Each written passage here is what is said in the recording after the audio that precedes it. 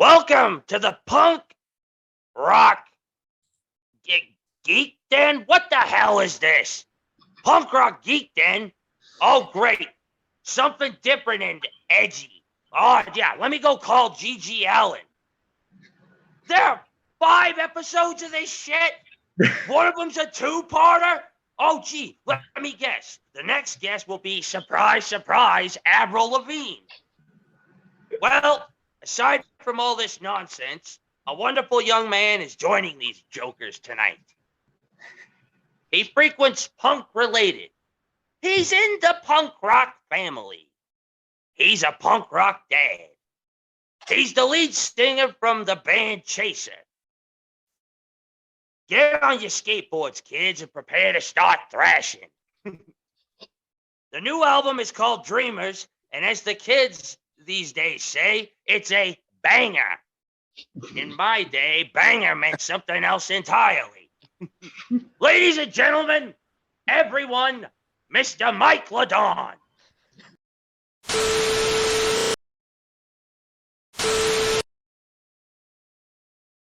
Scotty, beam me up.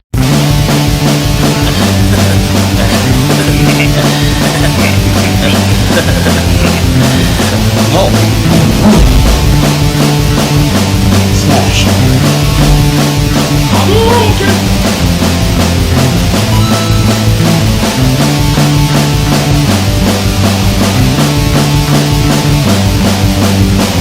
Get over here!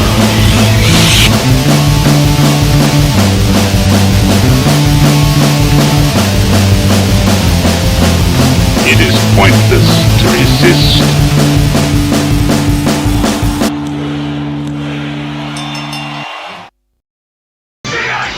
The evil General Blitz is out to rule the world, but standing in his way is Sergeant Savage, leading the Joes into their fiercest, most dangerous battle ever. Sergeant Savage is the biggest, baddest soldier ever to join the G.I. Joe team. And when you get Savage, you also get his brand new full-length video adventure free. You'll see the Joes wreak havoc upon General Blitz with a savage force.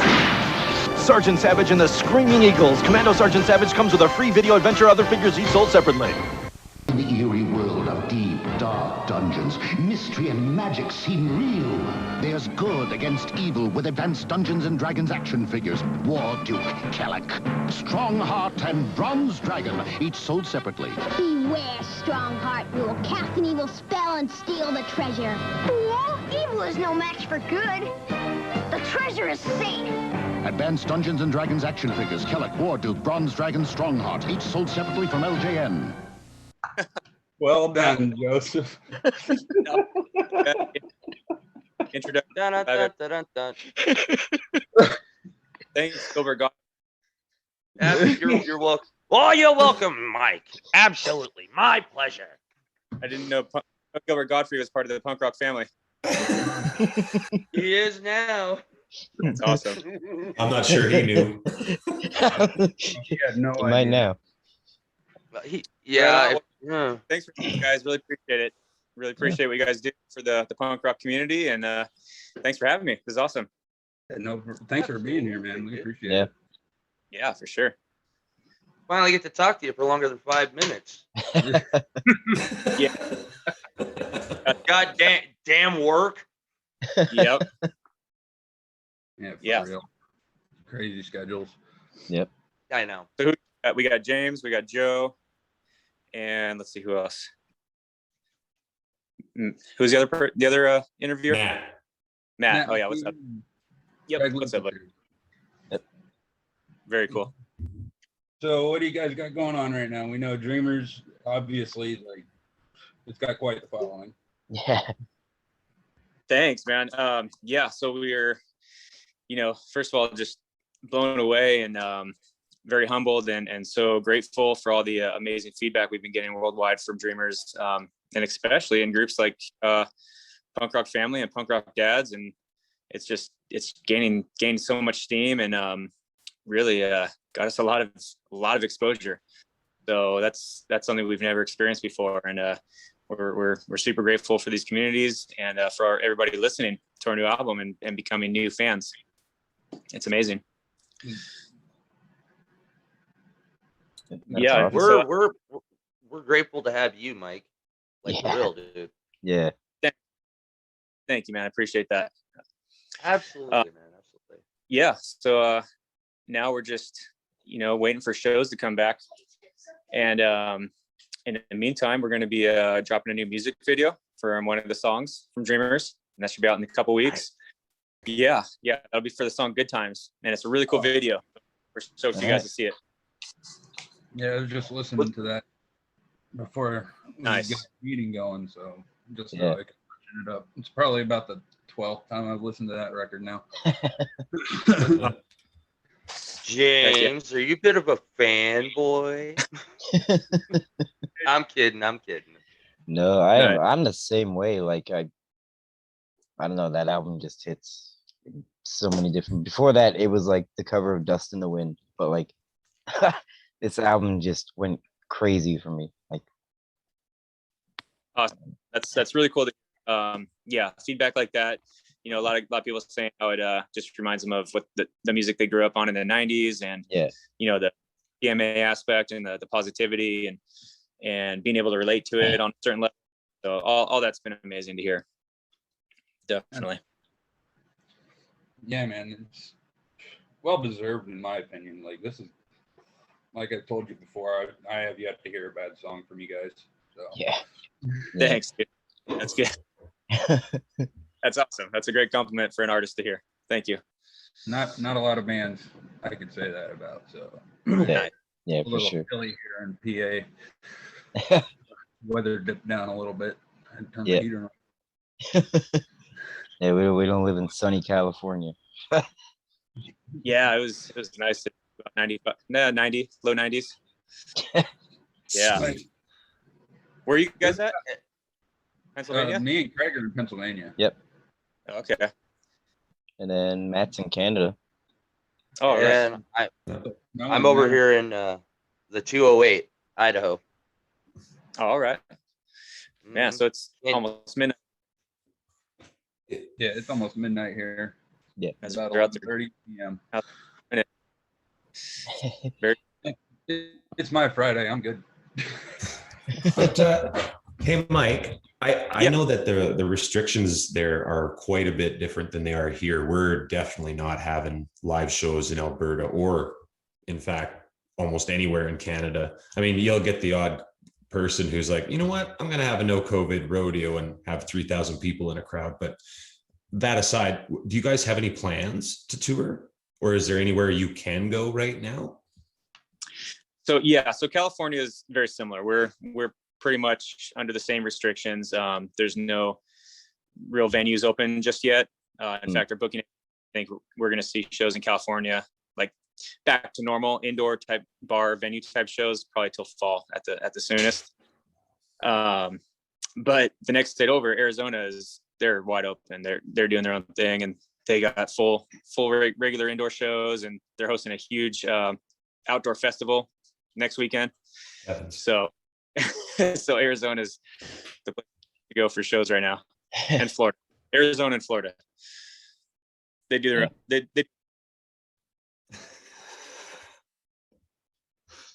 their own rules. Punk rock. Yeah. Yep.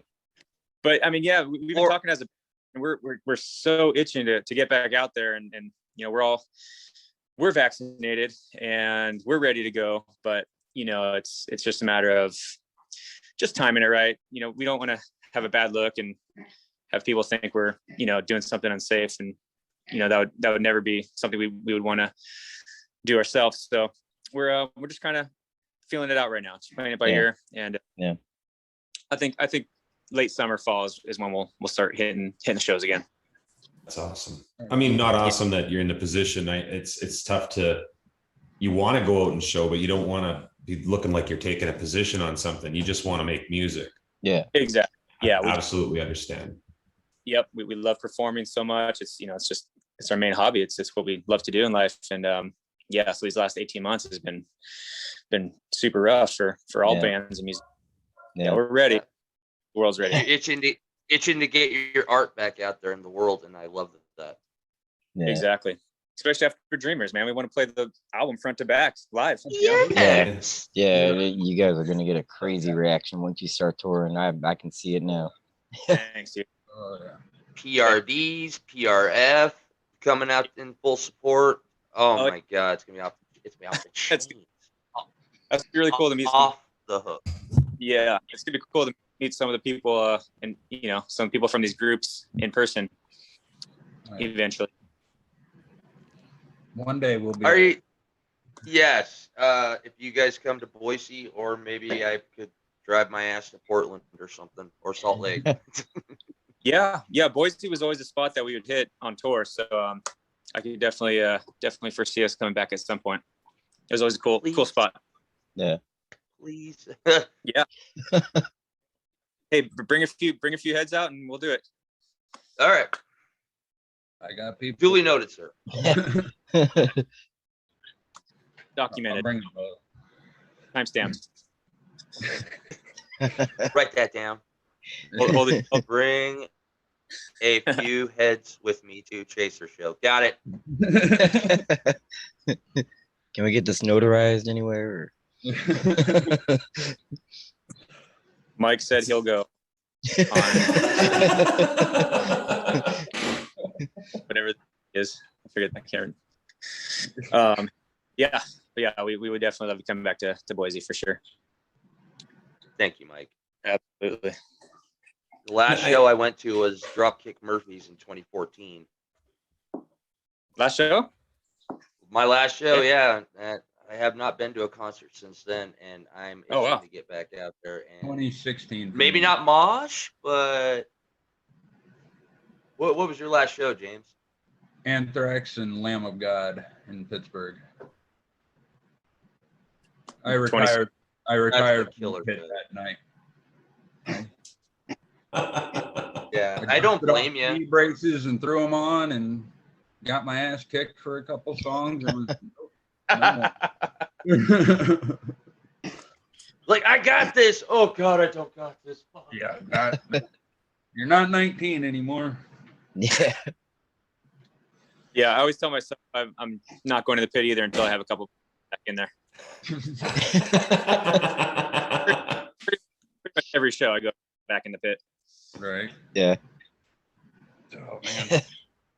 Well, I've had pretty bad back problems since I was like 12. So, and growing up, I was always in the pit, and it didn't help at all, as you probably know. But yeah, damn, I did some damage. Did some things. Gets a little raucous in there. Yeah. Yeah. Hey, Mike, I know that we've talked before, and I had mentioned that I had only just run into you guys, but I've actually started to listen to more of your library. And this is going to turn into a question, I promise, but what I really appreciate about you guys is that your sound is so identifiable to me, because I started in the 90s punk scene, and this feels like such a throwback without being derivative. So on especially the last two, but because you're here talking about Dreamers anyway, what was different about Dreamers for you?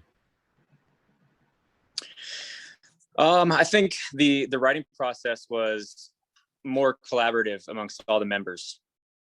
In Dreamers, when Sound the Sirens was recorded in 2018, we just came with this lineup probably a few months prior. Bill had just joined the band, and Davey was relatively new as well.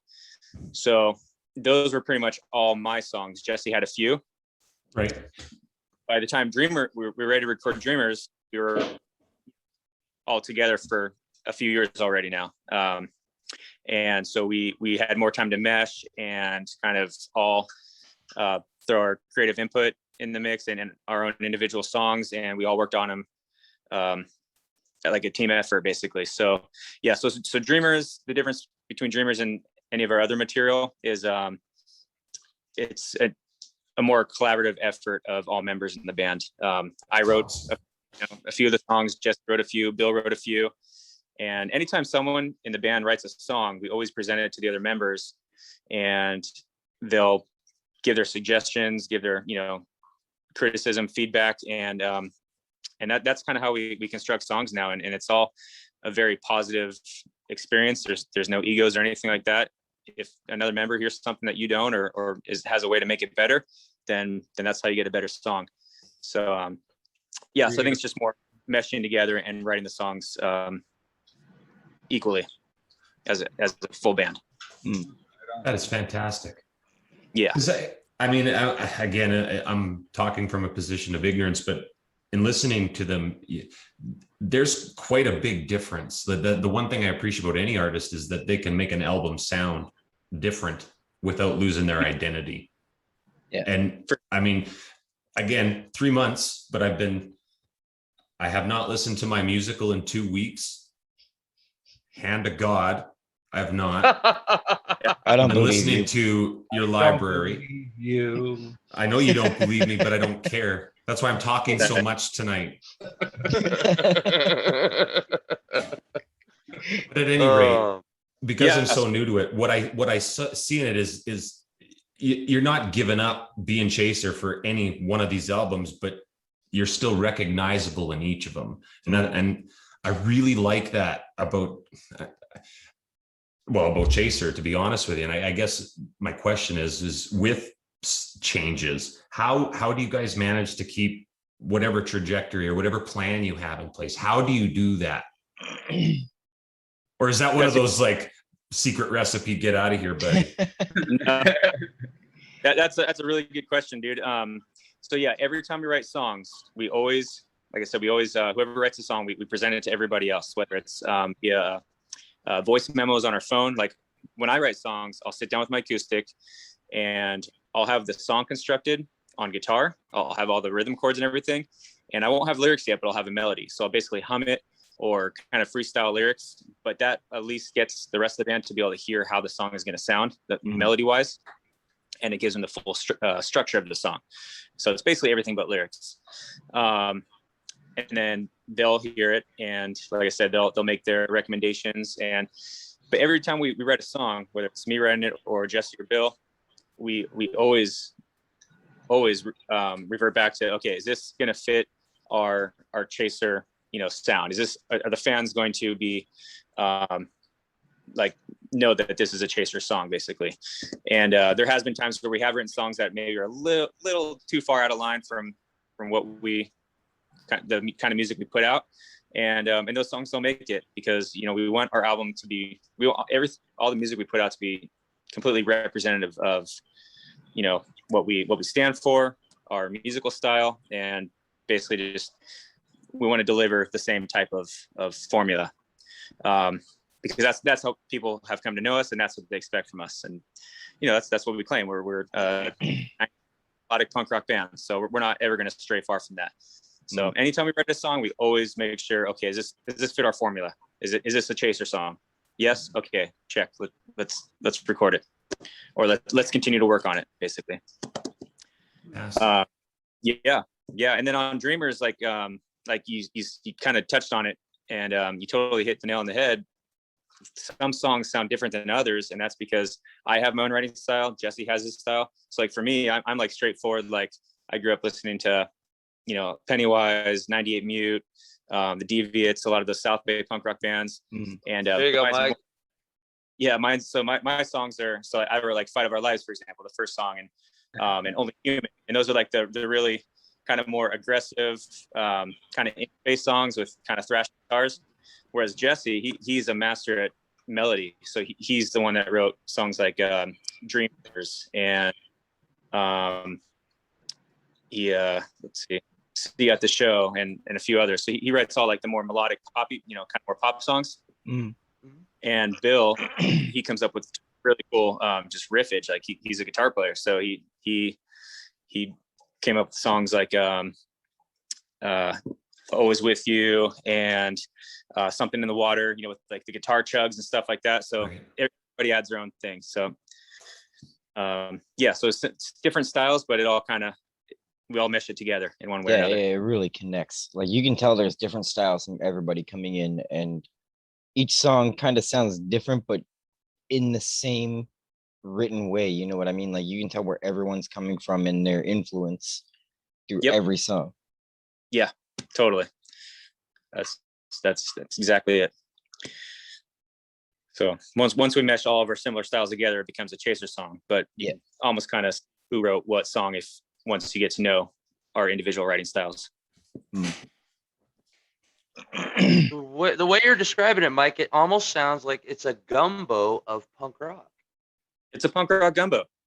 Yeah, dude. Because you guys are each one of you is influencing the song, and the people before you that influenced you is in there too. So you got your chicken and your peppers and your black beans and sausage, and serve it up and hey, mange. In a nice big sourdough bread bowl. God damn right, dude. Oh, now you're making me hungry. Now I want gumbo. That's our recipe. You had to sell it with the bread bowl. leave it to Joe to derail us into talking about food. We went from punk rock to food in a matter of seconds. What else is new? Yeah. We do this all the time. Yeah, we do this all the time, Joe. I know. Whether it be pie or. Not today, Joe. Not today. I was about to say, I don't think he's falling for it today. Nope, he's not falling into that Indiana Jones death trap. Nice. So, Mike, what we do here is kind of like we talk about our interests, hobbies, movies, music, anything like that. Pretty much anything on the face of the earth that one could be into. Nice. Like, what kind of stuff like do you do outside of the band and of course your career as a firefighter? Thank you for that. Thank you for it doesn't sound thank you. Doesn't sound like there's much time in between that. I don't know how you manage both. Appreciate that.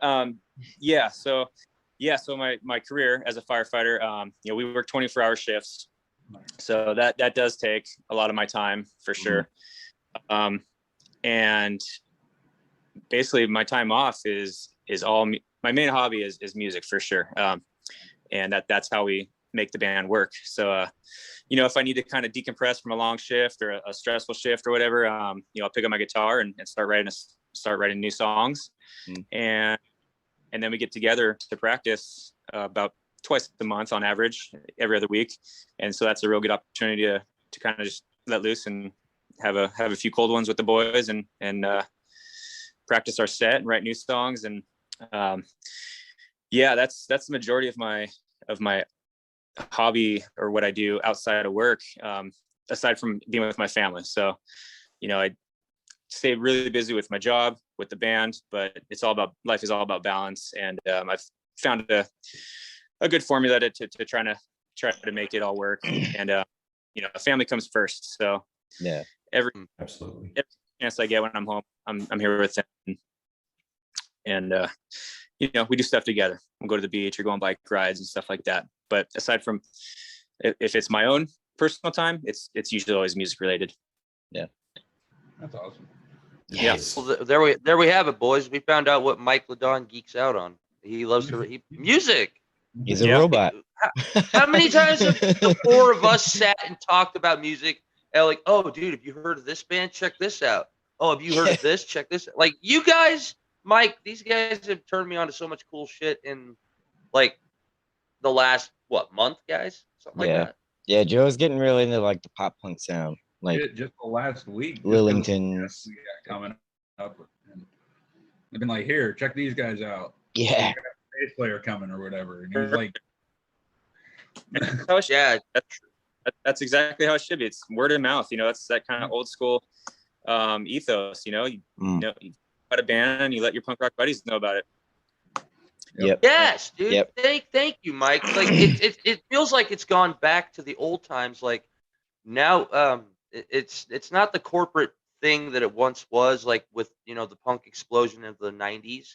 It feels like we've gone back to simpler times. Like vinyl is really huge. What last year or the year before, vinyl outsold CDs for the first time in 30 odd years, something like that.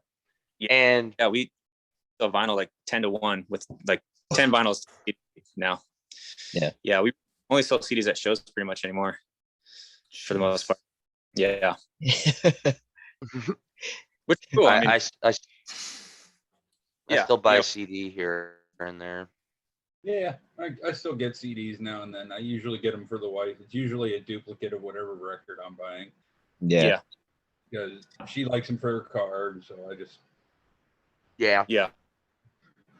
No, and you know, the majority of people stream. You know, 90% of us, that's their platform. One of the streaming platforms, Spotify. But which is cool too, because that allows us to be exposed to so many more people. You know, now you don't have to buy a CD for a band to be able to hear them. You could listen to them on a streaming platform and stream their entire catalog, become a fan, and then Yes.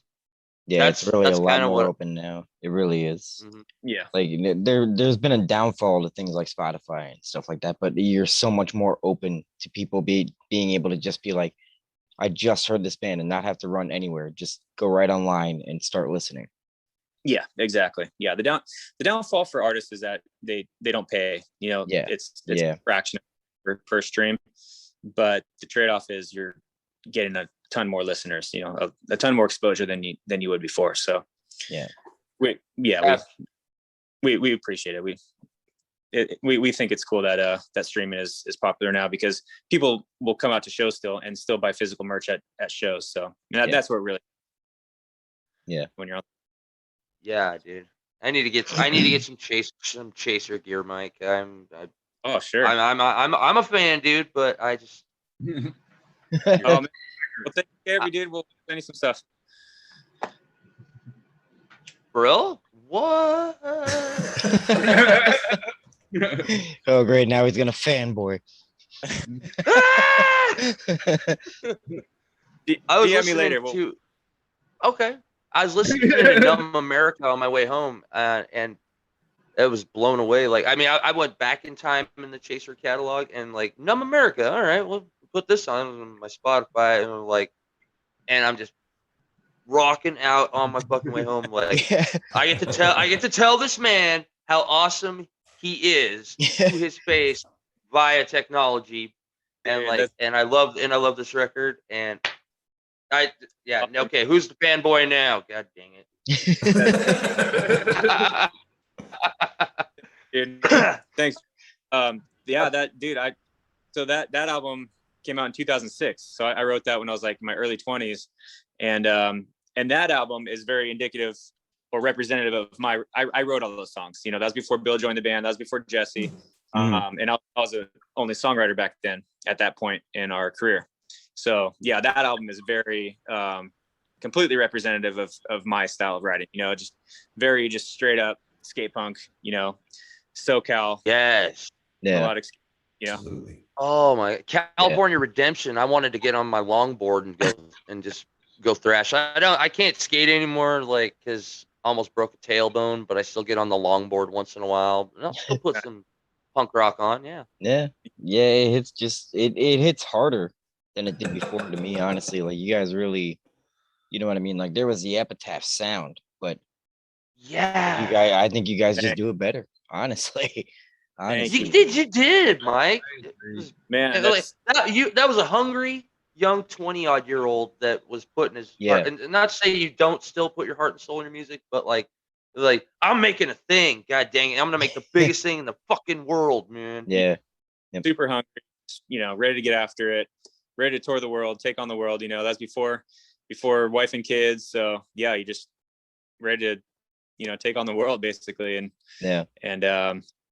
you know, the music industry is it's a very fickle industry, and it'd be foolish to think you're gonna be able to make it as a musician. So basically put your heart and soul into every song you write, but you know, don't expect the world from it. Yeah. It happened. You did something right. You know what we found the recipe is for the success that we've had now is to just completely have fun with it, and just to treat it like a hobby and hanging out with your friends, making kick-ass music. And that makes all the difference. Because for a while, I'd say around 2009 to 2012, we did put a lot of stress on the band to try to make it work. And it became more of a job type environment and feeling. And it kind of wasn't fun for a little while. Right. So we kind of regrouped and shifted our thought process and our frame of mind and treated it just as a hobby and just for fun. And from that moment, that's when it really started to progress and take us to new heights. So I think just that mindset is super important as a musician. If there's any musicians or people out there that are trying to start bands or are in bands, just don't forget to keep it fun. Make sure everybody in the band is your best friend or a very good friend. Otherwise it's going to be really hard to make it work. Yeah. I would say so that it's taken off, man. Like as everybody's talking about you in punk related, PRD, PRF, and it's nothing but overwhelming. Like, this is so fucking awesome. Nice. I think we can all attest to that. Yeah, absolutely. Dude, we've seen some crazy posts lately, man. It's we our little chat message thread, just the four of us, and we're like, dude, did you see this post? And we'll take a screenshot. Like, yeah, dude, this post is blowing up. Like, it's seriously like 5 to 10 a day, or at least in the last month or two, or a few weeks after it came out. So yeah, we've been blown away by that. It's really amazing to see. I think that's a big part of what my charm is. I mean, being an old man now, it's not what can get my heart racing. It's the kind of people behind the music. Yeah. And you and the other guys in Chaser are not only very approachable, Mike, you are some of the funniest dudes at all. Yeah. Like just genuine. Even when people don't understand what's going on, or maybe they missed a vibe or it's a miss, I'm trying to give the benefit of the doubt. Yeah. And they say something shitty. You guys are just like, hey man, that's cool. Thanks. Yeah. You just kill them with kindness. Yeah. Exactly. Yeah, absolutely. Hell yeah, dude. Thanks, man. That's a real big thing. We're all down to, we're all just punk rock dads, guys like you guys. And we have this band that we're able to travel the world as the band's a vehicle for us to travel the world. And a lot of people are finding out about us, but yeah, every now and then someone that sees like 20 posts about Chaser that don't know about us, they're like, what is going on? And then, yeah. And then we got to let them know. But yeah, we kind of get it because you've never heard of us before and you're seeing our name like 20 times in the last 3 days. Yeah. So my favorite reaction though is every time somebody makes a post and then they're like, I retract my statement, edited. This is the best thing I've ever heard. When somebody eats it, they're like, yeah, what is this? And then they're like, oh, my bad. Yeah. Dude, we call it sometimes too. We're like, just wait like 10, 15 minutes. He'll come back around. He actually gives us a little. 100%. But that's really cool because that's, people being like, oh, they are kind of eating what they said. And it's cool to give us a chance. Yeah. So, but yeah, we've been having a fun time with that lately and seeing all the cool stuff and all the comments. So one of the things I geek out about, and so did the boys, are my kids. And I'm just curious, what do your kids think of their dad being in a band? Because big or small, whatever your opinion is of it, it's got to be awesome. Yeah. They do think it's pretty cool. What is really cool is that they're old enough to be able to travel with us now. So they come on tour. They've been to Europe with several times and Canada, and we make the most out of our tours. Mm-hmm. We'll always add at least a week, either on the front end or the back end of our tours, to where we can just be together as a family and do like a family vacation. Because if we're over there already, you might as well be able to get the most out of it. So yeah, they've been so fortunate. They're 12 and 14 now. And gosh, they've been to countless countries in Europe. They've seen everything that they've read about in history books. They've seen all the architecture and the museums. They've seen the Louvre and Stonehenge and you name it. They've awesome. witnessed it. So awesome. Yeah, and they got to experience punk rock holiday in Slovenia. So that's a pretty. Ray Rocket told us about that. Oh yeah. Yeah. So he sends his regards, by the way. He says yeah, if you caught that episode, he checked out the album and he was totally giving you guys credit. Oh yeah, he was gaga over Dreamer. Really happy you guys still doing it. That's really cool. Yeah, we've got a chance to meet him a couple times at festivals in Europe, and yeah, they're awesome dudes for sure. Yeah, that's right.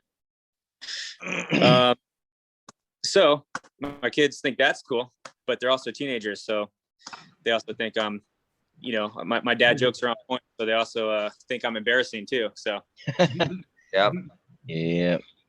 The kids aren't quite that old yet. Mine either. I got a 6-year-old and a 4-year-old. Oh yeah. I got a 10-year-old. She's heading there, so she's like aware of everything and like starting to prepare herself, and it's a nightmare. Oh man. They go from being 17, so yeah. They go from being your little kid to a teenager overnight, it seems like, and it's just like complete. It's a total role reversal, and it totally caught me off guard. So yeah, you kind of have to just get ready for it. The teenage year challenging. I'm mentally preparing myself, Mike. Yeah. I'm mentally preparing myself. Yeah. Me and Joe both have 2 girls, so we're screwed. Yeah. My yeah, you are.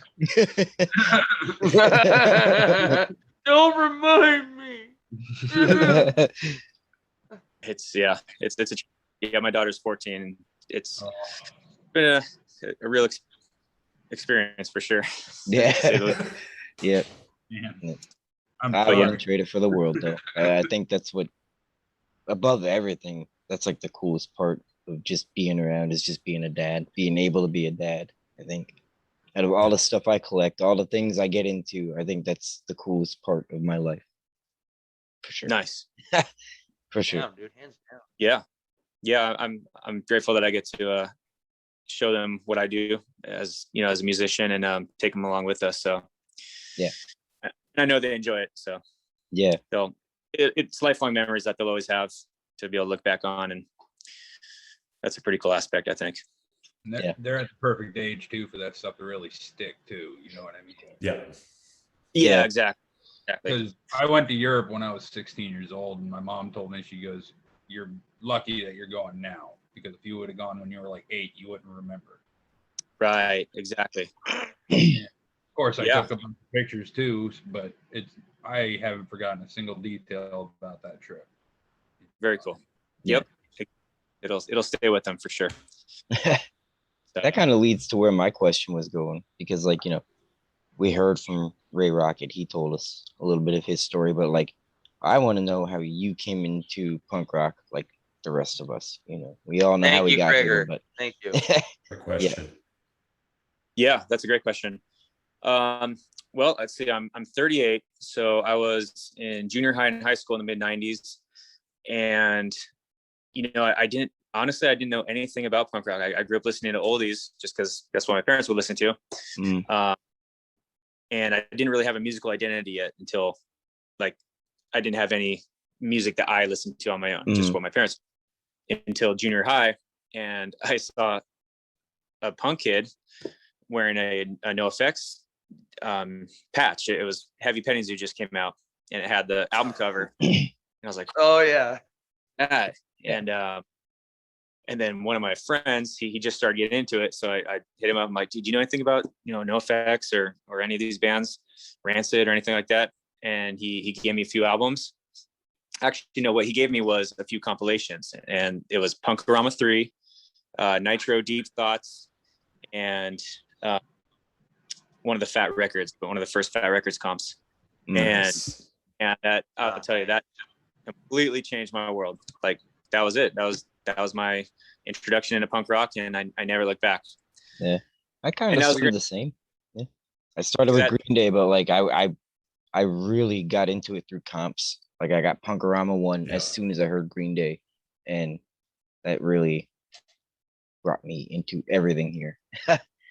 Yeah, dude, those comps were amazing because that was the perfect introduction to all those bands. Yeah. So I had Nitro, which had, you know, Guttermouth, old AFI, One Hit Wonder, had Offspring. Oh. Yep. Okay. So yeah, so you had Deep Thoughts. I had the Go Ahead Punk Make My Day. The one. Yeah. Yeah. Also, and then I got really, really into the Hopeless samplers, like Hopelessly Devoted to You. That entire series is just amazing. Yeah. Hopeless Records has so many amazing bands back then. Absolutely. Yeah. So that was my introduction. I think like 8th grade, and then just got more and more into it. And by sophomore year of high school, I was like, I got to learn how to play this type of. So I bought an old used guitar off my buddy and taught myself power chords. And lo and behold, apparently to play punk rock, all you need to know is a couple power chords. So, yeah. Yep. Awesome. Yeah.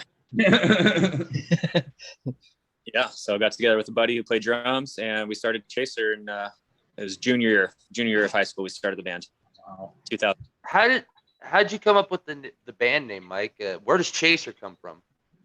That was that same year. We were together for a few months. We played like I think maybe 2 shows. We played one show at our high school actually during lunchtime in the quad area, and then I think we played one show at like a local coffee shop or whatever.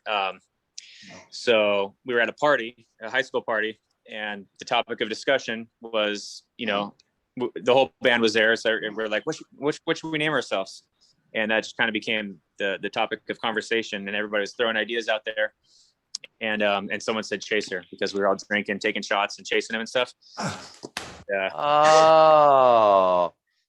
Yeah. I love that. That's fucking cool. Yeah, that's awesome. So I mean, it comes.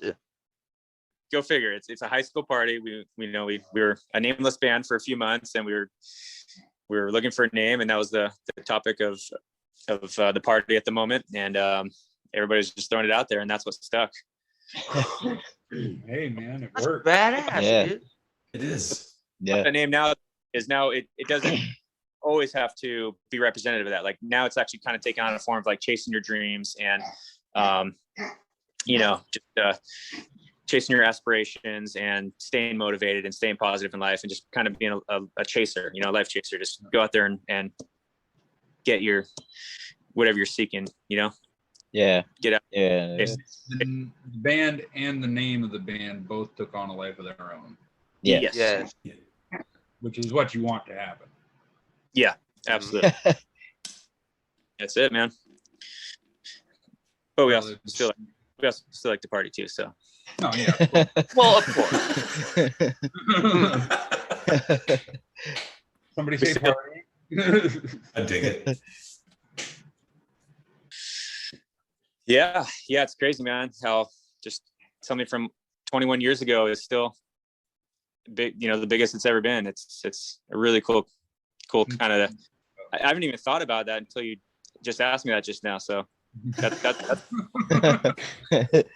a pretty cool memory. Well, yeah, absolutely. I just am curious about that sometimes. Like, when a band has a really cool name, and like, how did you come up with that? Like, because I'm a comic book nerd, and I just like to know the origin stories. Yeah, for sure. Yeah, 100%. yeah. This was a product of friends and a high school party. Mm-hmm. That's awesome. Just hanging out. Say if Jack Kirby had been drawing the scene from when you guys drinking and throwing back shots, stuff like that, the Kirby crackle would have been around you guys, but it would have been around your heads, representing inebriation. Yeah. For sure. I can picture that. I can see it right. Thank you. I might be. Oh man.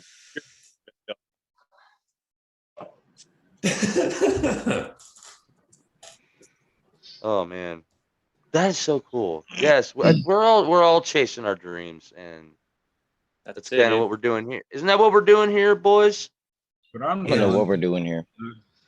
And that damn right. Like finally quit talking about doing a podcast and fucking started, doing one with my dear friends, man, my brothers, and I couldn't be happier. Yep. If you wanted to let a fan who is a brand new one apply it to his own life, I think that Joe kind of hit it on the head there. The chaser is chasing the last 18 months the fuck out of here because it's been a rough go. Yeah. Yeah, that's what what the new album says to me. You're I think that's why I think that's why it's hitting. You know what? I'm going to stop talking for everybody, but that's why it's hitting me. Is you guys managed to not spoon feed me or just shoehorn an album out because you haven't been on the road. Like this was a very intentional album, and I think that's what I appreciate about it. You know, it wasn't forced at all. And I mean, I've been pumping your tire all night, but I really appreciate that you guys managed to preserve who you were and make a conscious effort to stay chaser despite how rough. I mean, all of us here, you probably included, and you're a fireman to boot. It's not been a great 18 months. Yeah. No. Yeah. Everybody has their own of trials and tribulations of last year, whether it's getting sick or, not being able to do the things they love or seeing family. As a first responder, it's been an incredibly long year. We've had extremely high call volume, a lot of sick people we've had to respond on, and we're just looking forward to good times again, and we are really excited to put out the video for the song "Good Times," and that's kind of an example of what you're talking about.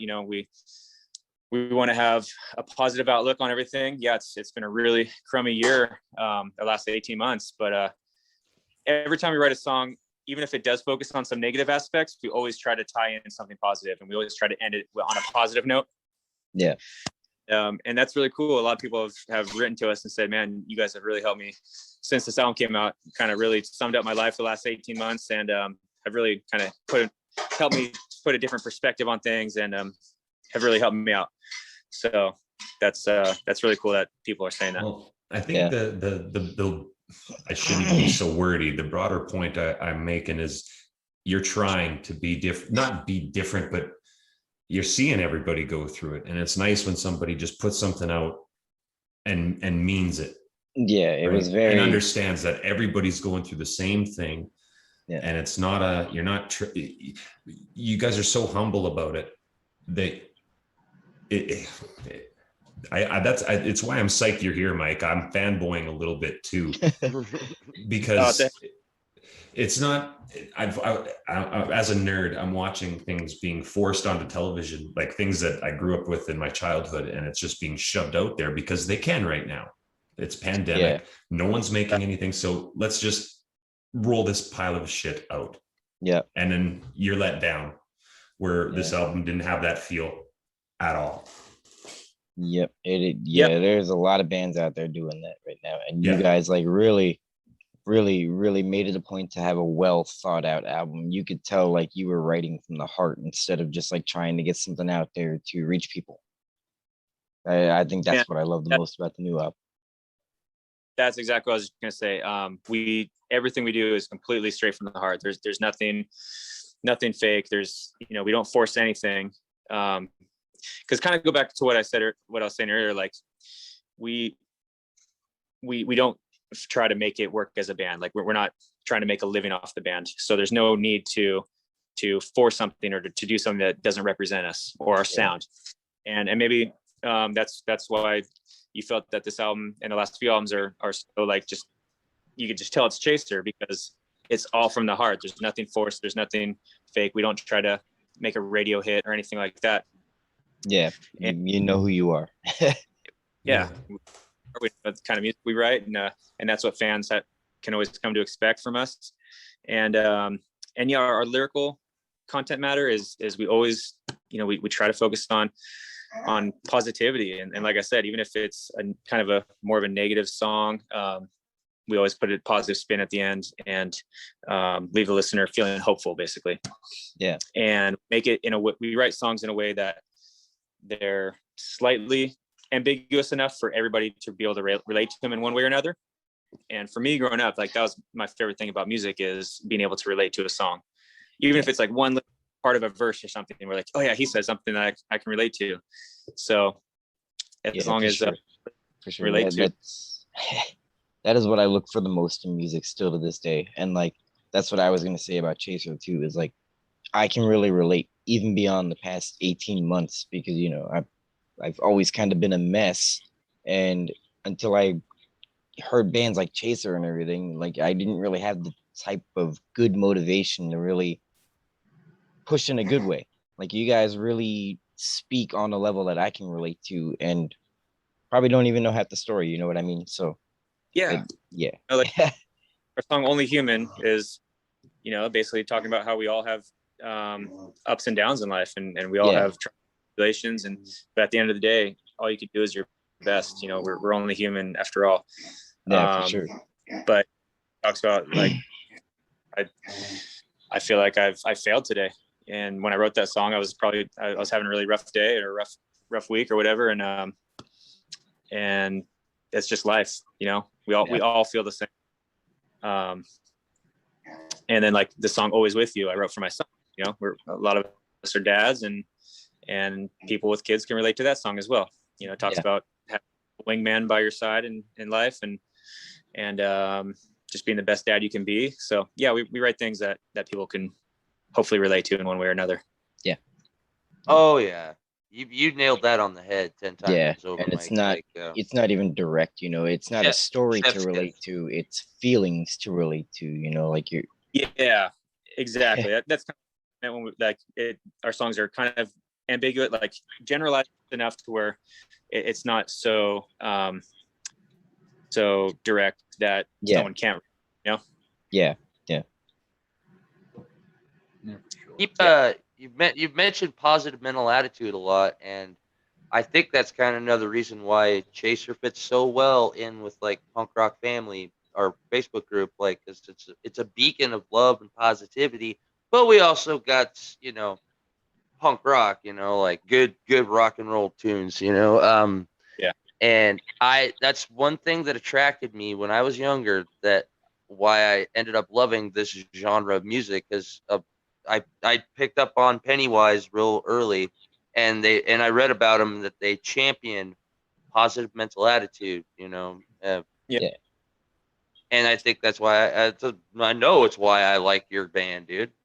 Yeah, that's what I was getting to. Like the positivity of punk rock sometimes, you know, if you're not looking for anything direct like politics or street punk or anything else, the positivity of punk rock in general is just insane. Like if you're not looking to make a name, the amount of things that music can do is just insane when you don't have a certain label to fit. 100%. Yeah, that's one of the biggest things that made me fall in love with this genre of music, is the unity aspect. You know, if someone falls in life, you pick them up just like you would in the mosh pit. And yeah, for us as a band, we're not a political band. You know, we'll touch on social politics every now and then, but we don't take a side. Like I said, we leave things general enough to broad stroke enough to have everybody be able to relate to it in one way or another. Yeah. And there's enough negativity in the world, so we don't need to talk. We don't need to write lyrics that are going to focus on any of the world's ills, you know?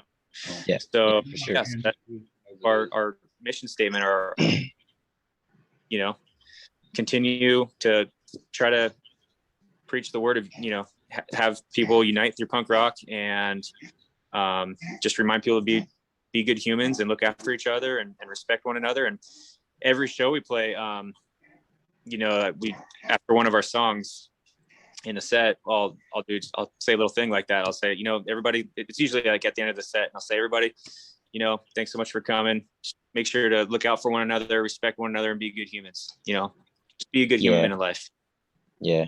That's what attracted me more than like the G.G. Allen attitude and like throwing chairs in the mosh pit, is like the unity aspect of it. Like I was I was very tribal in punk rock. I made a lot of friends in a lot of different genres of punk rock, and I never got into like the violent side of it. I was always about the positivity.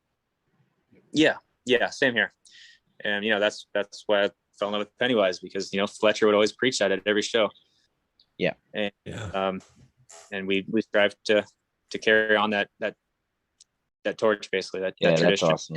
Yeah, and you're one of the last bands around to do it too. Like everybody's climbing on the board of just being negative or like having one focus of sound. And yeah, I noticed that. Thanks, man.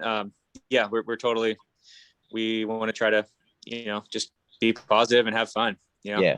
Yep. So that's where our whole PMA kind of aspect comes from. And like I said, we preach to people, just be good humans, look out for one another. Yeah. Do yeah, that's what we really need more than anything, in all honesty. Yeah. It's just people saying, hey, be positive to and be good to each other. Like it's that simple. That's it, man. It's the golden rule, dude. Just treat others how you want to be treated. Just be a good human. Yep. So, yeah. I wouldn't ask you to throw anyone under the bus, Mike, but what bands out there that you guys have toured with? Who are some of your favorite bands to tour with and to play with? I won't ask who's worse, because that's no one needs conflict, but like it's okay to have a favorite though. Yeah, absolutely. We really dig the guys in Good Riddance.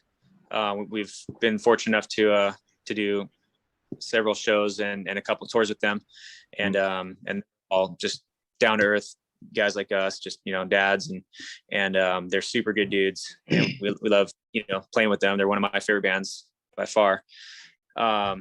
Big Pennywise, we love playing shows with them. Fletcher's awesome.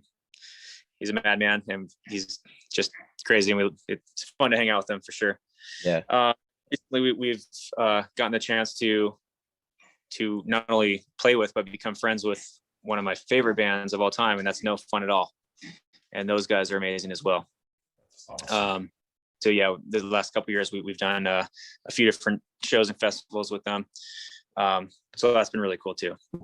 So awesome. Yeah, I'd say probably we really look forward to getting back to share the stage with No Fun at All at some point. Yeah, nice. That's awesome. I'm writing that down right now, Mike. I'm gonna check them out later. Nice. So do you find it hard, and it's okay if you don't want to admit it or not, but when you go and play with a Pennywise for the first time, or Good Riddance, or anyone, do you find it hard to not fanboy too? There was a time. Yeah, absolutely. Yeah. Okay, thank you for letting us all save face here, Mike. Yeah. Yeah. Gosh, probably the first 5 to 10 years of being in a band, like when we did get those opportunities to play with bands that I idolized and grew up listening to. Yeah, I was definitely, for lack of better words, kind of starstruck.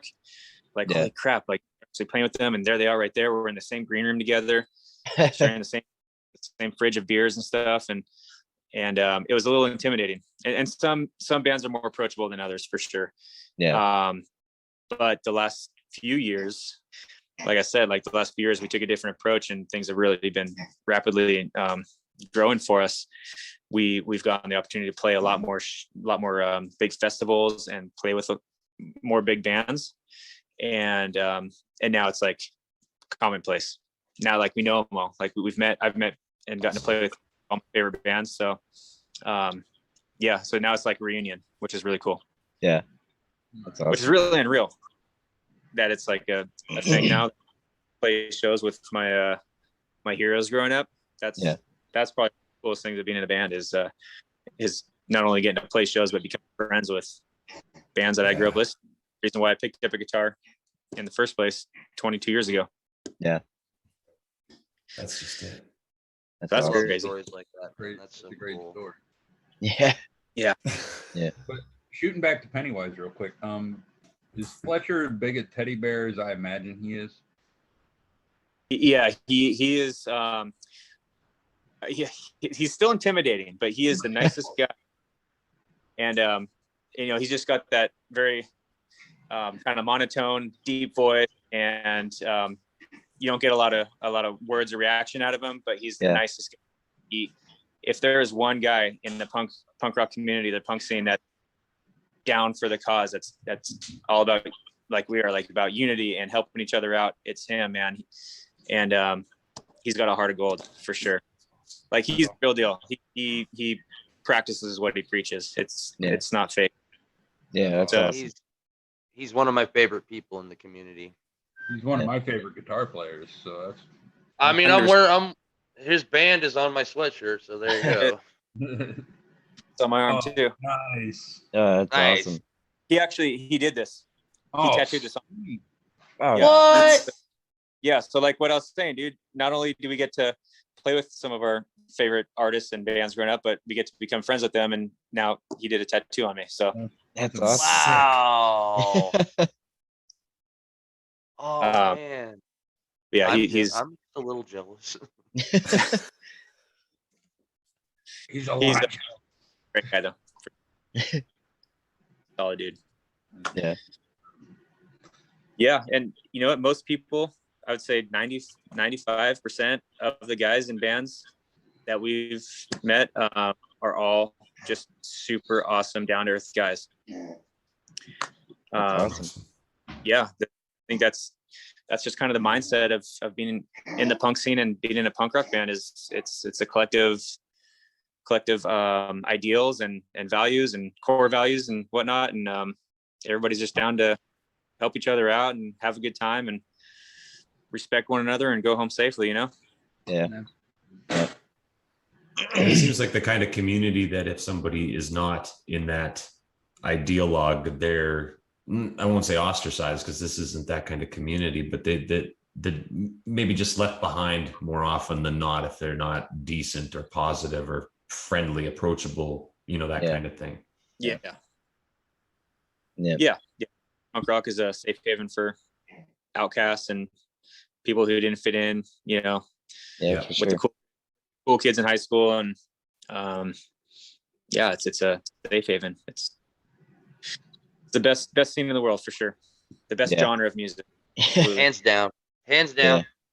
Oh yeah, no question. It has the best fans. It has the best just meaning and attitude. And you know, where else do you get to hang out with some of your favorite bands outside of punk rock artists, you know? Yeah. Yep. They're approachable. They're it's hands down the best genre. Yep. 100%. Yeah. I'll tell you, it's saved my life. Like from a life of I when I discovered it, it was something I needed, and I've carried it with me for almost 30 years now. Perfect. Oh yeah, it's life-saving. Absolutely. Yep. And now with social media, it's, you know, social media has its faults and its ills, but it also has its benefits, that there's communities and groups like Punk Rock Dads and Punk Rock Family, where people can, other like-minded people that are going through the similar things and get help and just be able to bond and vent, you know, whatever. So yeah, that just goes to show that this community is the best. 100%. Yeah. But now, Mike, we don't want to take too much more of your time here. Yeah, I was just about to say we'll probably let you go soon. But sure. What I want to do is mention Forever 13, our brother in PRD and PRF, RK Bailey compilation for their son, and you specifically helped Matt out with the little video that they did for them, and we just want to say thank you for that. That was a big thing. Like, it's awesome. That just showed a lot of class. Yeah, not a problem. Happy to do it. Thank you very much, Nick. Yeah, you're very welcome. Thanks for hitting me up about that. And I think that for me, because I'm not from the States and I'm certainly not from a big place, but I think a big part of your approachability, and then I guess in general, just punk rock's approachability came back into my life with the pandemic, which, I mean, as Joe said, it's a lifesaver for sure. But when I found punk rock, I was an angry hillbilly, you know, capital punishment, guns, pew pew. And I won't say that it changed my politics, but it at least made me a respectful human. And that's what I get from punk rock. It's decency, right? You don't have to take other people's shit. You can still be decent and give rotten people their due. And I think remembering that part of it has been huge through 2020 and 2021. I joke about it, Mike, but I've been listening to a stupid musical for months. And so I've even started to forget it again. And when the guy said that you were coming on, I turned it right off, none at all. And I've been listening to actual music lately. And that's where I got into your catalog. It was fantastic. Yeah, I was wondering what you were talking about earlier with the musical. Yeah. Hamilton. Okay. Mm-hmm. Nice, man. Which I've only gotten like halfway through. I do need to watch it as well, Mage, and I will.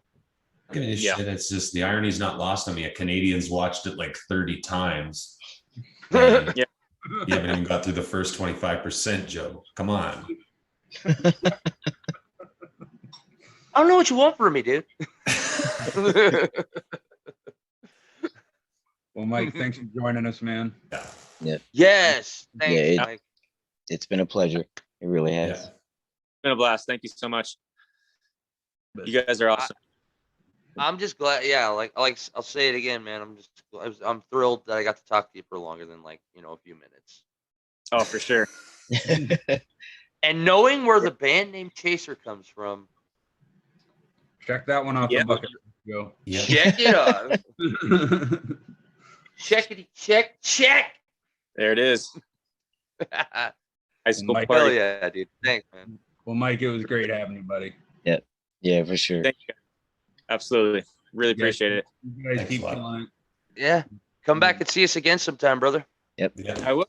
Yeah, we definitely. Maybe we'll do like a group little when the band's at practice or next time we get together, we'll try to arrange something where we can all talk to you guys for a little bit.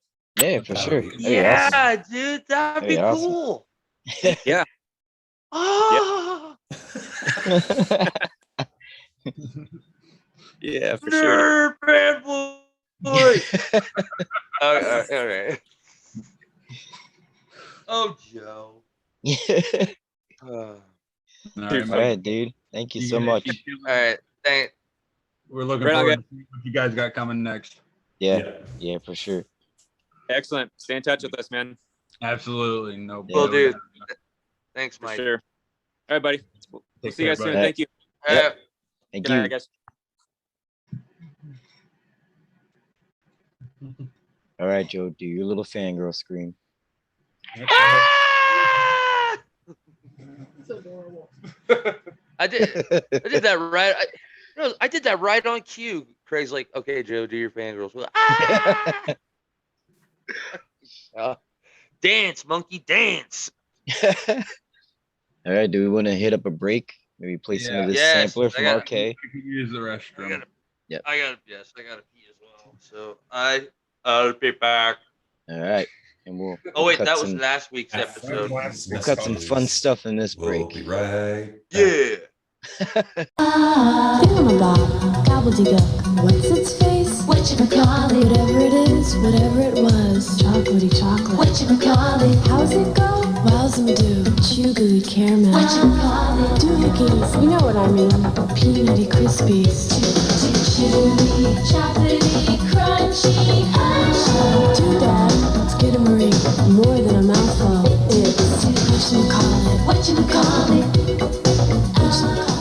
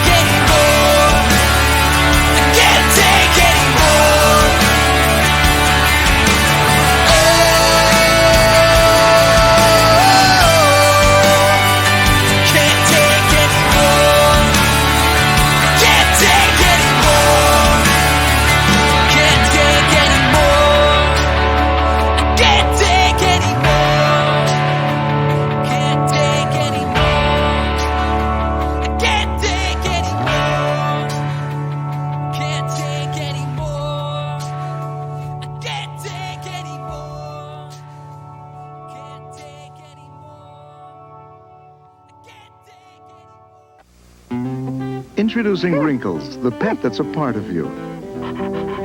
Speak, Wrinkles, speak. Okay, tell you about us Wrinkles. Sometimes we're bashful or happy, and we love to cuddle. Every Wrinkles is different. There are no two alike. And each has a bone and a numbered dog tag. Sooner or later, everyone will have wrinkles. The lovable kind. All right, so we're back. That was awesome. Thanks to Mike Ledonne. Yeah, that was definitely cool. Very, very great. Very interesting. Yeah.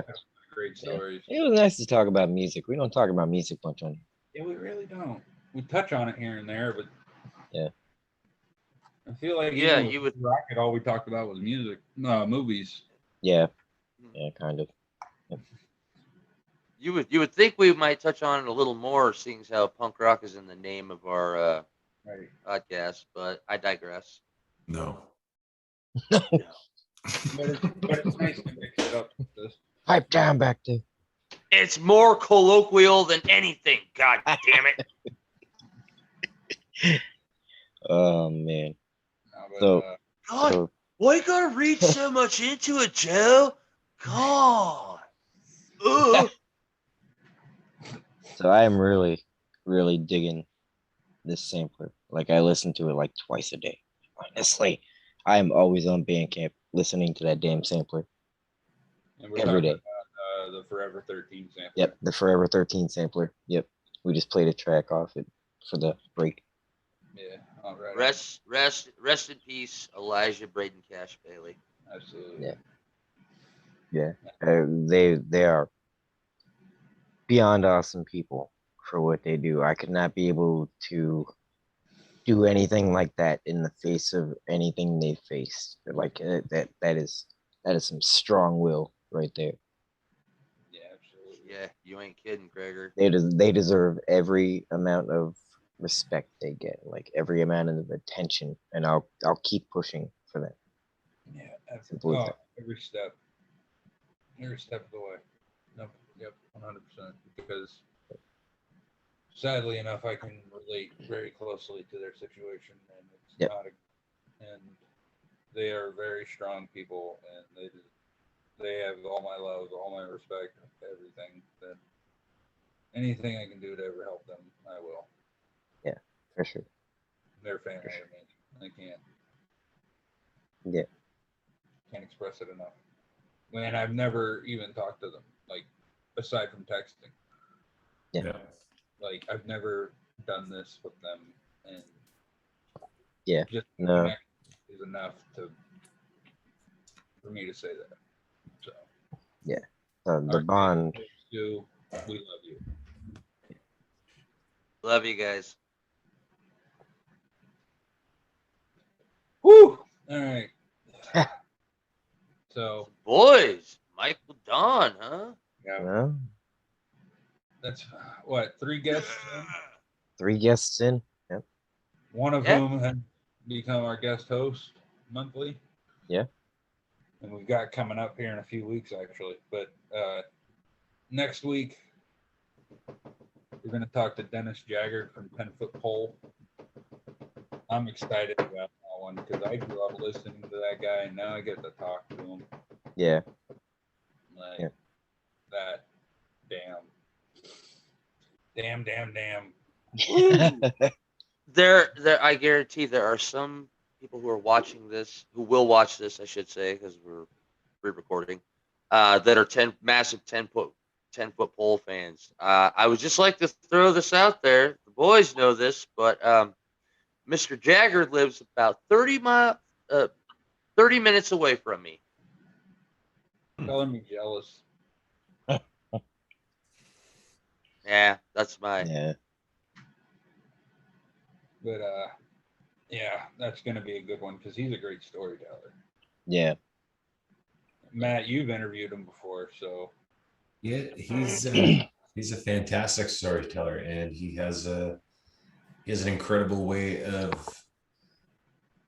just engaging in every question. It's he's a fun guy to talk to, and he's a smart guy. It's everything you want in a conversation.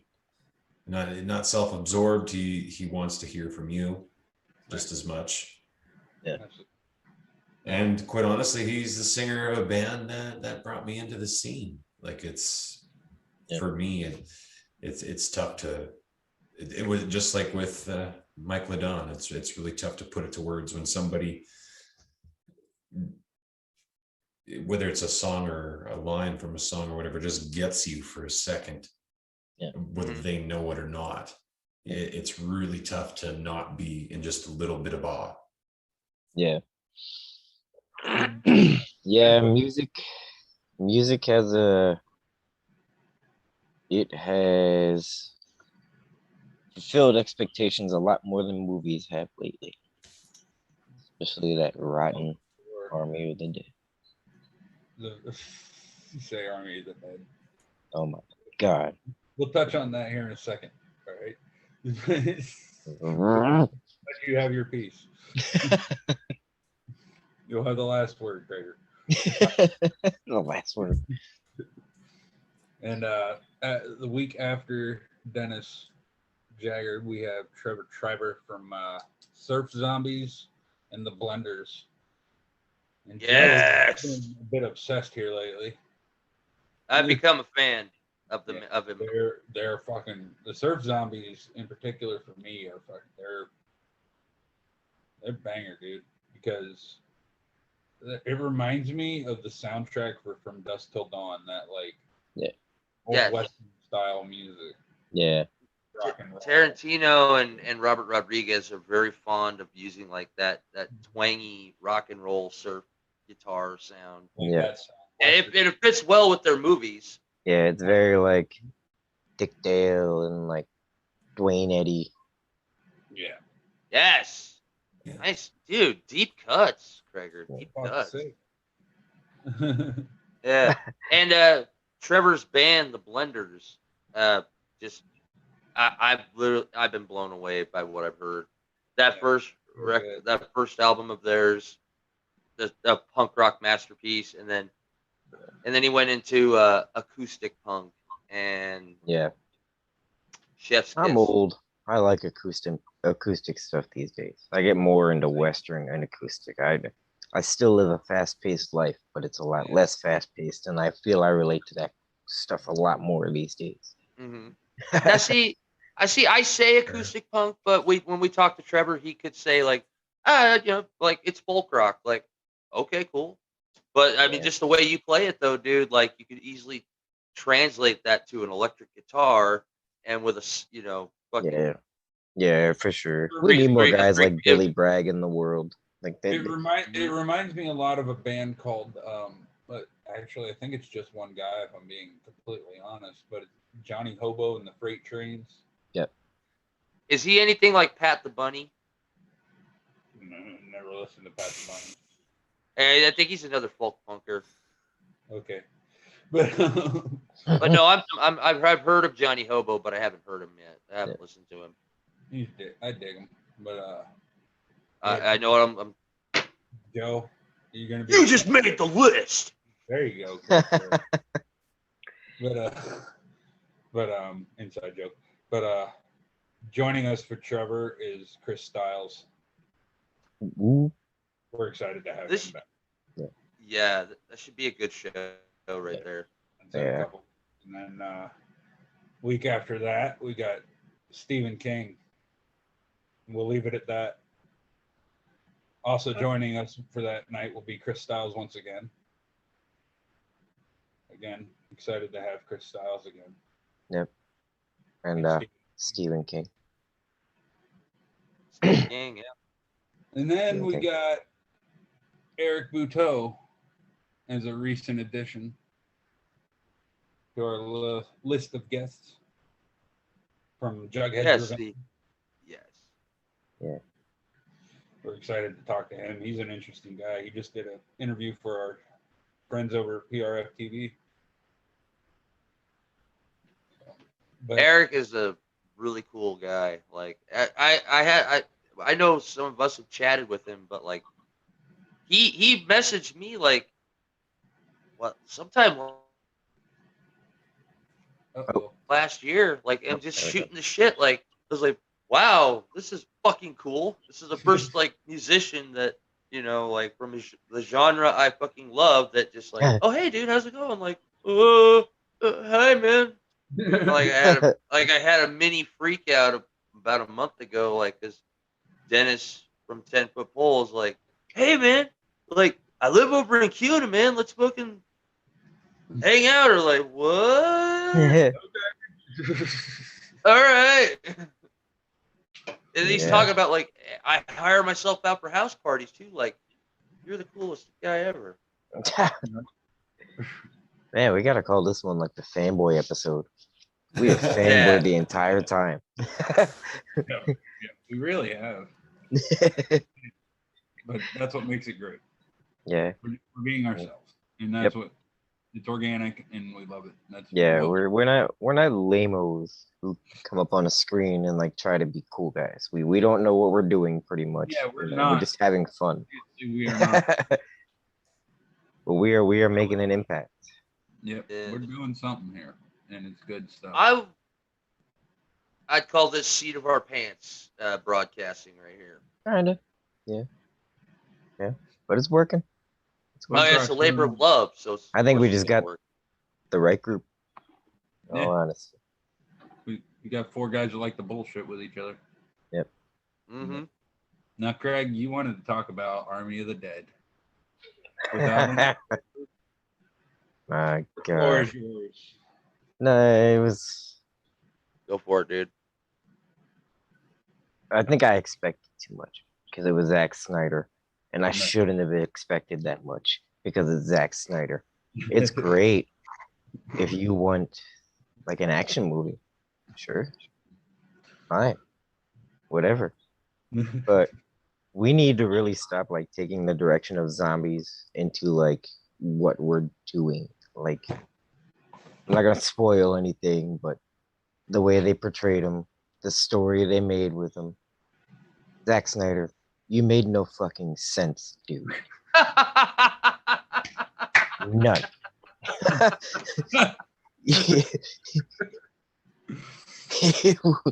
you bombed it.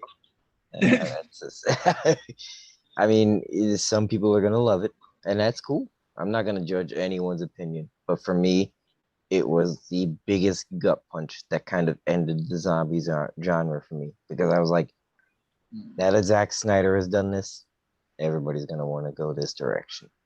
Right. Zombies are officially like ruined.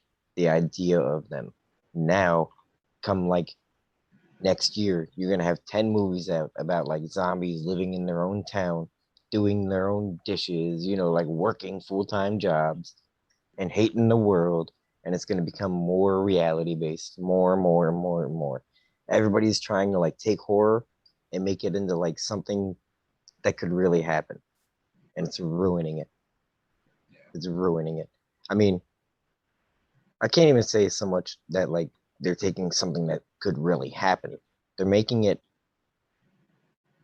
ridiculously unreal at the same time. Some people can pull it off, some people can't. Zack Snyder could not pull this off.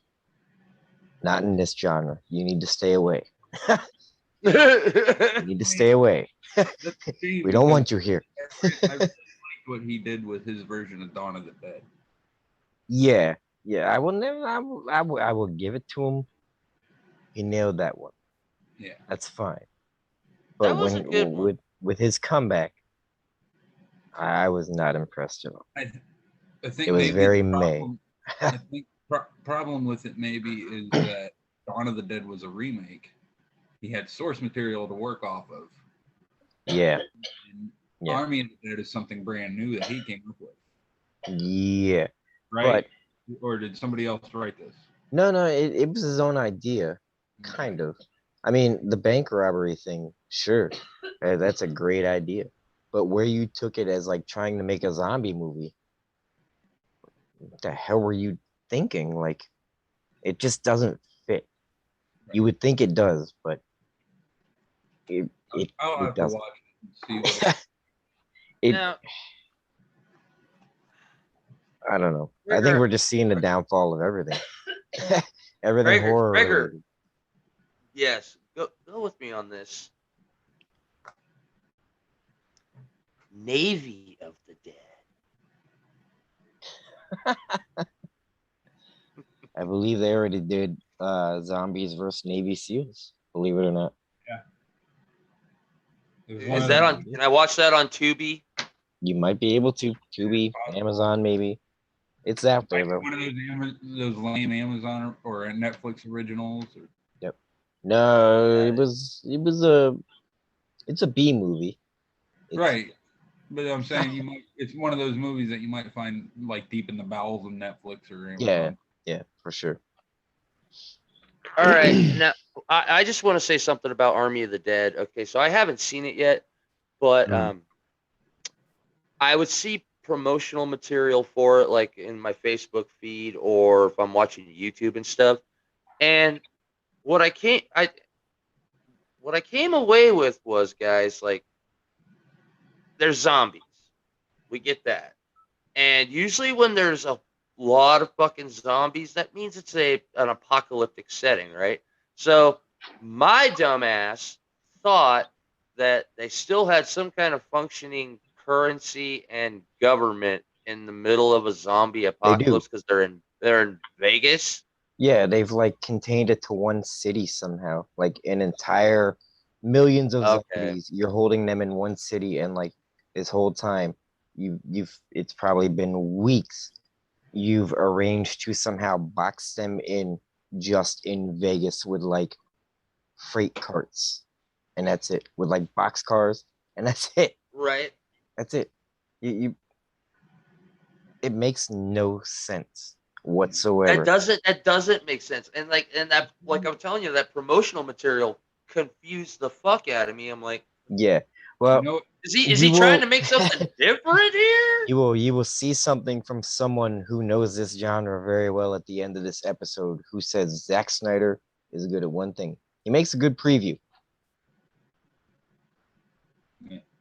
I know exactly what you're talking about, buddy. but what you were talking about, like how they boxed it into just Vegas. Yeah. It kind of reminded. It's kind of a throwback then to did that at least to Land of the Dead. Because they did kind of like they walled in like one little city. Yeah, but they walled themselves into that one little city. Right, that's what I'm saying. Yeah. Is that kind of what they did with this? Yeah, it kind of. They just boxed them into Vegas. The rest of the world was like functioning, and if you went near Vegas, it was like this zombie millions, hundreds and hundreds of thousands of zombies, and like. Not to give anything away, but they just got smart and like created their own kingdom, and it's fucking dumb. It's fucking dumb. The idea of it is just. You mean to tell me you're gonna sit there and tell me that the United States military didn't think to nuke Vegas? Well, that's their. That's what it comes like, down no, to. I'm with you because it's like a drastic plan. Okay, okay. Because I was like, I'm with you, dude. Like, that's stupid. Yeah, like, and let's that's what I box all the like, zombies here and then not eradicate them. Yeah, and like their quarantine area is like right outside this infested city, but everything's safe because Batista was there, and they dropped freight train cars with a crane, and everything was fine. And you're telling me like this whole time you're standing all around the city of Vegas in like one big circle, like, hey, zombies, hey, get back. Hey. Dead ass back in there. You know what's good for you. Like a Cajun talking to a cooking pot. Get back in there. Yeah. Like back in there. Zack Snyder, you did Dawn of the Dead. You could have did so much better. It was like a sci-fi movie, in all honesty. Greg, you'd say there's some room for improvement then. Yeah. I will give it one thing: the acting was great. So the story could have been like if you just would have made it a bank robbery movie, you would have been fine. Or a zombie movie. Yeah, but not both. Yeah. It It doesn't work. just didn't fit. Yeah. So what's the consensus says, at least the Craig consensus. I will give it maybe 1 middle finger out of 5. No, I'll go maybe 5.5 officially. That's being generous. It's being real generous. That's me saying like, hey, they had good actors, whatever. Like, right. Yeah. There was some good kills. But it was pretty. Yeah, 5.5. But yep. One more little plug here. I will be on Fandom Spotlight, not this Wednesday, but next Wednesday, talking about the National Lampoon's Vacation movies with Chris Stiles again.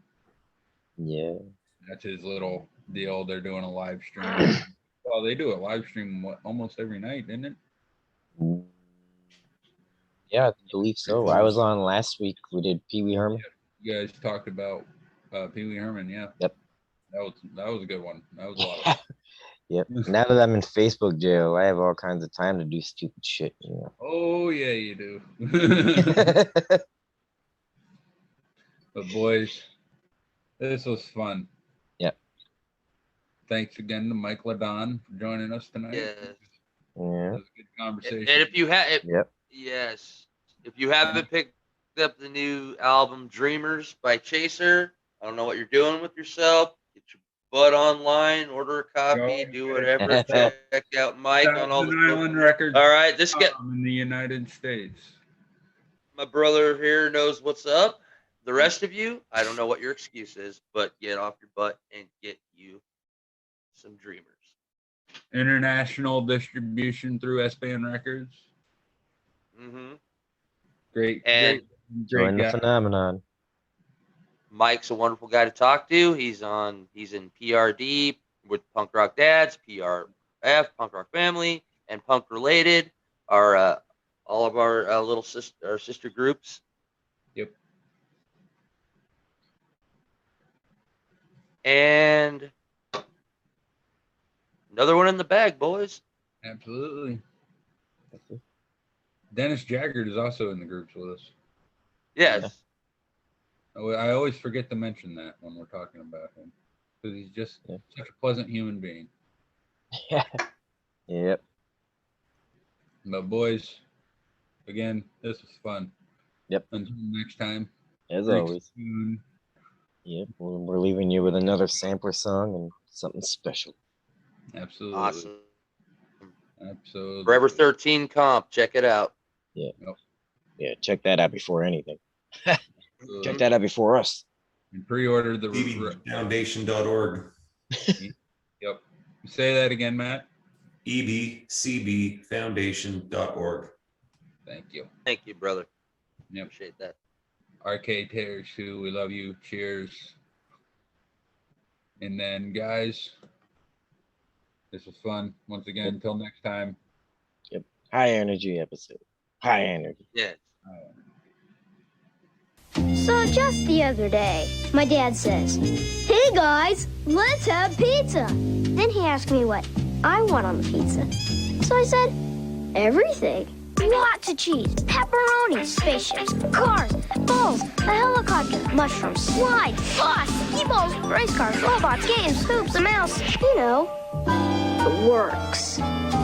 They got the picture. Chuck E. Cheese, where a kid can be a kid.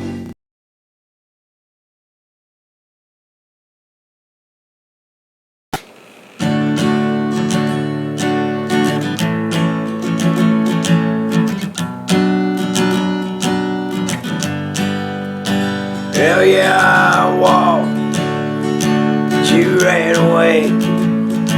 Got somewhere in the distance, trying to find my place. I lost my mind, you lost your faith. Swinging empty bottles, and I'll stare it through your face. We watch the rain come down all over this. We fucking tasted it, so full of bitterness. I know the pain won't stop until the end.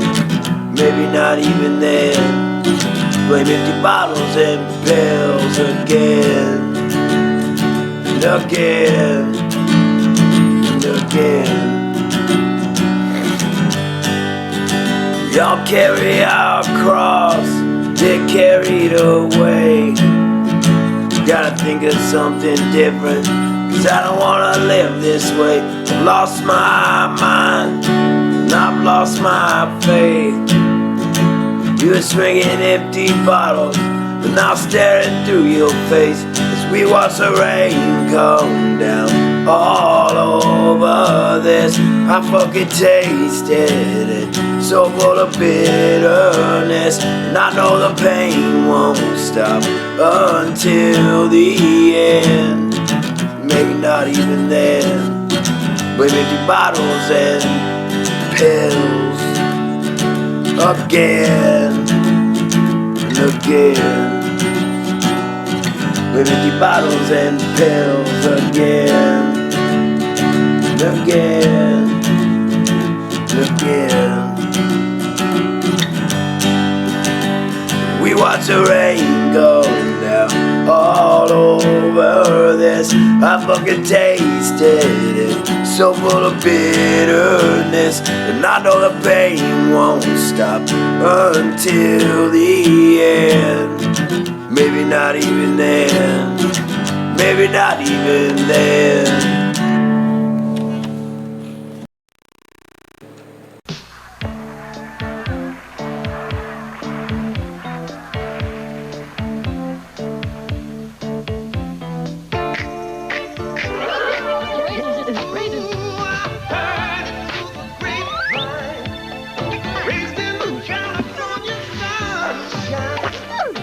California raisins from the California vineyards. Don't you know I heard it through the grapevine? Sounds great, doesn't it?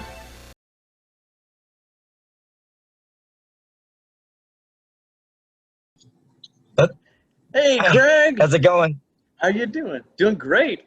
Oh, I love the Batman stuff in the background. Oh, thanks. I have lots of stuff. I even have an art mask back there. Oh, that's how you do. Yes. I love it. Thank you. It's an honor to meet you. It really is. It's very nice to meet you too, Craig. Yeah. Huge fan. Oh my God. I'm so happy to hear that. Even like your Joker character in the Nightwing series. Holy crap. Oh yes. Oh, good old Joker. Put a smile on people's faces all the time. Yeah, big fan. Oh, thank you. Yeah, you guys, that whole movie just like saved horror for me, because I am such a big fan of the genre, and it was like going nowhere until. I agree. I think that we've given the genre the nice swift kick in the nards that it needs right now to get back to whatever I used to love. Yeah. Like I actually watched Army of the Dead last night, and I was not impressed. Oh yeah, I'm gonna watch that tonight. So I'll see. I've been warned, so I'm like, oh man. Yeah. I guess Zack Snyder's. Stuff. Oh yeah, I guess Zack Snyder's really good at putting a trailer together, but you know. Yeah. So we'll see. But you know, sometimes that's how it goes. Sometimes I like just turn my brain off and be entertained. So yeah, for sure. Yeah. Well, yeah, Terrifier 2 will definitely be giving this industry a nice kick in the butt again too. So we're not playing it safe by any means. I can only imagine. I've heard so much, and I'm patiently waiting. Oh man, I've been patiently waiting too, because I can't wait to see it. I'm just like, hurry up, let's get this out there. I'm so excited. Yeah.